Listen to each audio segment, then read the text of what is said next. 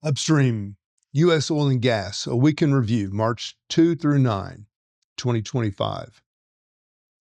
Folks, let's cut through the noise. I'm Mark Roach, a guy who's logged years in the trenches of this oil and gas game. Boots on rigs, battles in boardrooms, and I'm here to give you the straight dope on U.S. oil and gas. We're talking March 2 through 9, 2025, a week packed with a steady grind, a wild Alaska gas stream, and some green tech muscle. This is your rundown. Raw and real, no stiff suits or textbook fluff. Let's dive in. Drilling dips, the steady pulse. First off, the shale patch is chugging along, but it's no longer a barn burner. Social media posts from March 7 show frac crews, those tough hands cracking rock for oil and gas, slipped 4 in a week down from 210. That's 58 below last year's count. The EIA pegs crude at 13.3 million barrels a day, flat as a board since 2023, with natural gas off just a touch since late last year. Why the slowdown? Prices aren't shouting. Brent's lounging at $79 a barrel from mid-2024. Companies are tighter with cash than a roustabout's grip on a wrench, not chasing every wildcat dream like it's back in 2014.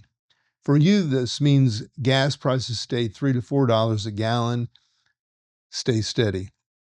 Last year's mild winter shocked the tanks, and this even keel keeps supply smooth. Jobs in the Permian aren't exploding, but they're not vanishing either. Deloitte's 2025 take calls it capital discipline. $600 billion in upstream cash last year, and they're rewarding shareholders, not drilling every square mile. It's a calculated play, not a free-for-all. Alaska's gas buzz, the trillion-dollar spark. Now here's the shot of adrenaline. March 6th, the X social media post, it lights up with talk of a $1 trillion natural gas project in Alaska eyeing Asia. Picture the North Slope, 35 trillion cubic feet of proven gas, a monster stash. This ties to Alaska LNG, a pipeline from Prudhoe Bay to Nikiski, liquefied and shipped out. $1 trillion, though? That's a bold number. I'm skeptical. Could be phased plans or hot air, but it's got real juice. For regular folks, this isn't a quick win. It's years out. Think 2030 before the first tanker rolls. But if it lands, Alaska turns into a job engine. Welders, engineers, dock workers. The state's oil flow is down 75% since the 80s. 500,000 barrels a day now, not 2 million. So this could be a lifeline. Zoom out, and it's a power move. The U.S. pumps 125 billion cubic feet a day in exports. This could elbow Russia out of Asia, where gas demand's climbing 20% by decade's end. I'm betting Exxon or Conoco drops a hint soon, or it's just chatter.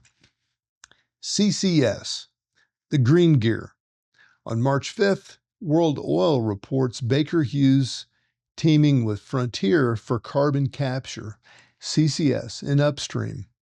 It's like a vacuum pulling CO2 from wells and stashing it underground. Not about more oil, but less mess. Oil and gas power 60% of your world. And if this could trim a well's emissions by 20 to 30%, keeping the eco crowd quieter.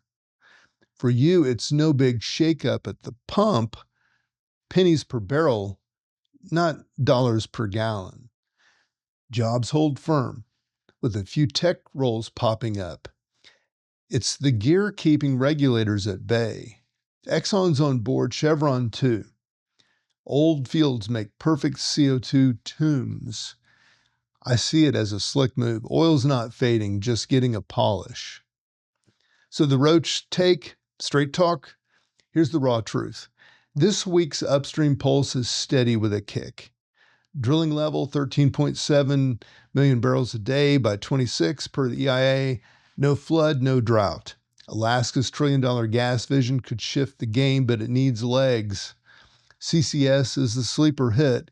keeping oil rolling on a green age, in a grain age. For you, gas prices sit tight, jobs might drift north if Alaska delivers and the U.S. keeps its crown. Mark Roach, FutureWise Energy, signing off. Stay tuned.